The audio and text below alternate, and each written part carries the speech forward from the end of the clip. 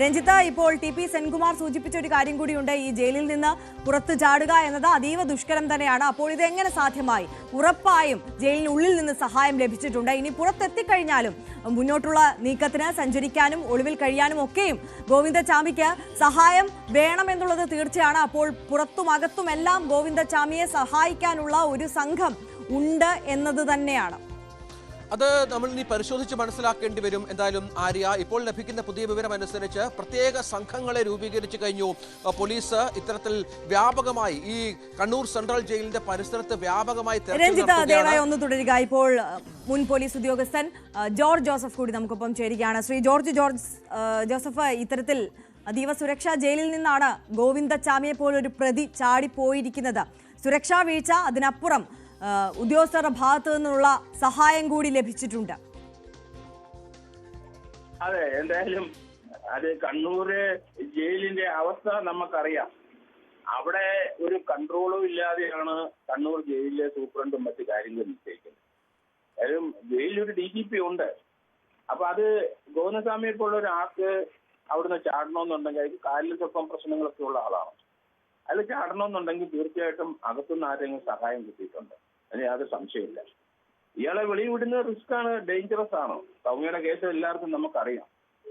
അപ്പൊ അതിനകത്ത് ഇയാളെ തൂക്കിക്കൊല്ലേണ്ടതായിരുന്നു അന്ന്. നമ്മളൊക്കെ അത് പ്രതീക്ഷിച്ചിരുന്നു. അത്ര ബ്രൂട്ടലായ ഒരു മർഡറല്ലേ സൗമ്യയുടെ കാര്യത്തിൽ ചെയ്ത് ഇയാള്. അപ്പൊ അയാൾ ഇനി ആ പ്രവൃത്തി ചെയ്യും.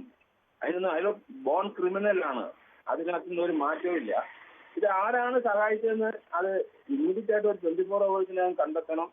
ആ സഹായിച്ചവർക്കെതിരായിട്ട് നടപടി വേണം. ഇയാളെ ഇനി ലഭിക്കില്ല. കാരണം ഇനി കേരളത്തിൽ നിൽക്കത്തില്ല അയാള് കേരളം വിട്ട് കണ്ണൂരിൽ നേരെ അയാള് മൈസൂരിലോ കർണാടകയിലോ അത് ഇവിടെ തമിഴ്നാട്ടിലോ കിടക്കും. അതുകൊണ്ട് ഇയാൾ ഇനി ചാടിപ്പോയിട്ട് തിരിച്ചു പിടിക്കാൻ കുറച്ച് സമയം പിടിക്കുമെന്ന് എനിക്ക് തോന്നുന്നത്. അതായത് ഈ സുരക്ഷിതമായി കൊണ്ടുപോകാൻ ഒരു വാഹനവും സംഘവും ഒക്കെ ഉണ്ടെങ്കിൽ അതിവേഗം അതിർത്തി വിട്ടു പോകാം അല്ലേ? അത് തീർച്ചയായിട്ടും അങ്ങനെ ഒരു സംവിധാനം ഉണ്ടാവും. അല്ല അയാൾ ചാടില്ല. അയാള് നമ്മളെ വിചാരിച്ചത് ഇങ്ങനെ അബദ്ധത്തിൽ ചെയ്തു. പക്ഷെ അയാൾ നല്ലൊരു ക്രിമിനലാണ്. വളരെ വയസ്സായിട്ട് ഒരുത്തനാണ്. ഏതായാലും അയാളുടെ കേസിനകത്ത് വധശിക്ഷയിൽ അയാളെ രക്ഷപ്പെടുത്തിക്കൊണ്ടുവന്ന വക്കീലിന്റെ ചരിത്രമൊക്കെ നമുക്കറിയാം. എന്തായാലും ഇത് പോലീസിന്റെ അല്ല ജയിൽ അധികൃതരുടെ ഭാഗത്തുള്ള ഒരു വീഴ്ച തന്നെ. സഹായമില്ല. ഇയാളെപ്പോഴൊരാൾക്ക് അവിടുന്ന് ചാടാനൊക്കില്ല. അത് ഇയാളെപ്പോലെ ഒരുതിനെ വെളി വിടാതെ നമ്മൾ ജയിലിൽ തന്നെ ഇടണമെന്നൊക്കെയാണ് ഈ വധശിക്ഷയിൽ നിന്ന് ഒഴിവാക്കിയപ്പം നമ്മളെല്ലാം കരുതിയതും അങ്ങനെയാണ് ചെയ്യേണ്ടത്.